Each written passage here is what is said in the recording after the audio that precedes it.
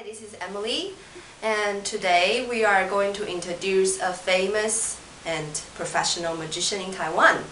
And he's gonna share us why and when he got in touch with magic. Also, will give us some performers, a really cool magic show. Welcome, Brian Kelly. Thank you. How are you? Hi, I'm good. Excellent. Hi. So, when did you get into magic and how long have you been learning magic? Probably about when I was 10 years old. My father used to go to bookstores a lot, and I always found myself in the toy books, and I found a magic book, and I found my first magic book.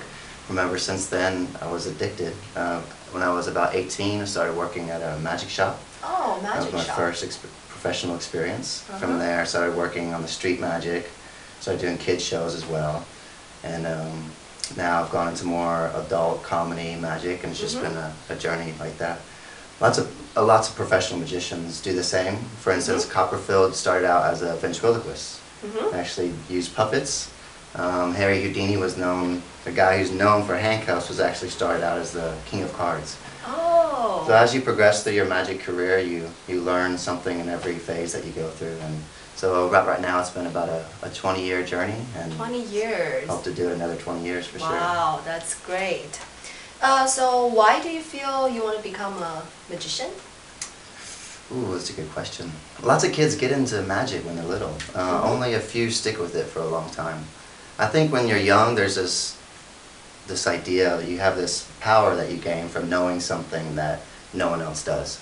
Also, you're able to entertain people. That's why a lot of people get into show business as well. Like people get into comedy or singing because they like that control or power they have over certain people. For me though, why I chose magic, I think it's probably more inspirational. I think it's the art form that can instill belief in people. And Believe in people. Yeah, belief, and I think that's something that really intrigues me, basically. Okay, cool. So, any events or shows have you been done recently?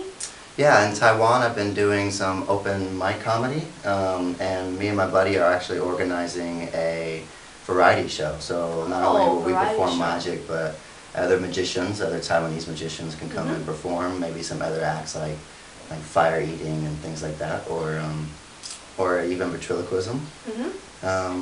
And from there, I'll probably I like where I enjoy a lot performing on comedy clubs. Actually, I like where it's progressing my magic. Okay. There's something really I've always found fascinating with comedians.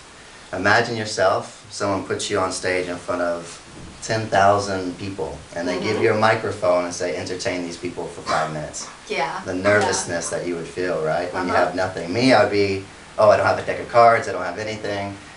For me, it's admirable that they can entertain with just their personality. Okay. And that's where I'm trying to take my magic now as well. Okay, nice. Is there any difficulties that you face during the time you are learning magic? Lots of difficulties. Like, for example, any... Basically, whenever you see a good magician perform a good trick, it's because he's messed it up thousands of times. So it's like practice makes perfect. You get caught a lot, and there's no way to practice without going in front of people, because magic is about people, it's about how you interact. And so basically, if someone calls you out and says, oh, let me see your other hand, well, you can take that personally and say, oh, well, you're just a bad audience, but really it's because you messed up, and that's the biggest lesson you have to learn is how to learn from your mistakes, and because you'll make lots of them. So, who has inspired you?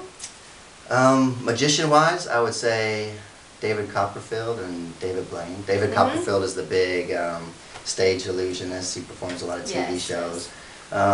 He's had a lot of interesting inspiration as well. His inspirers were people like Orson Welles and Walt Disney and Walt Disney. And Fred Astaire, and people who created good shows. And he created a good show using magic, using all the theater and things like that. From there, I basically grew up watching David Copperfield. From there, a guy named David Blaine came around, and he really opened magic up into a whole nother venture, like close-up magic it's called.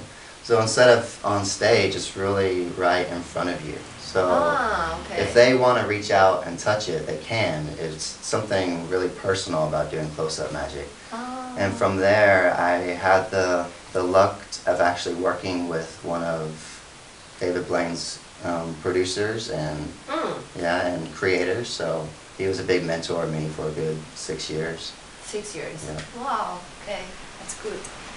So you might just show us some tricks that you know, some magic. Sure. Yeah.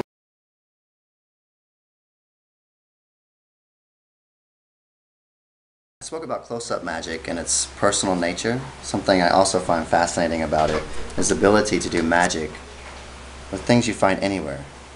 For instance, these two rubber bands. If I was to break one, they'd probably obviously never go back together.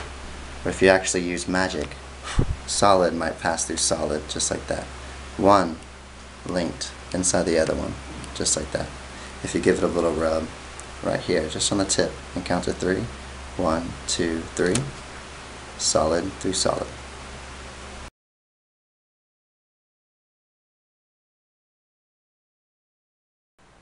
Telekinesis is the power of the mind over physical objects.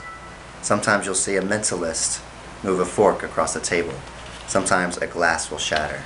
Sometimes you can use paper objects such as money. Sometimes it works, sometimes it doesn't. But if it could work, it might look something like this.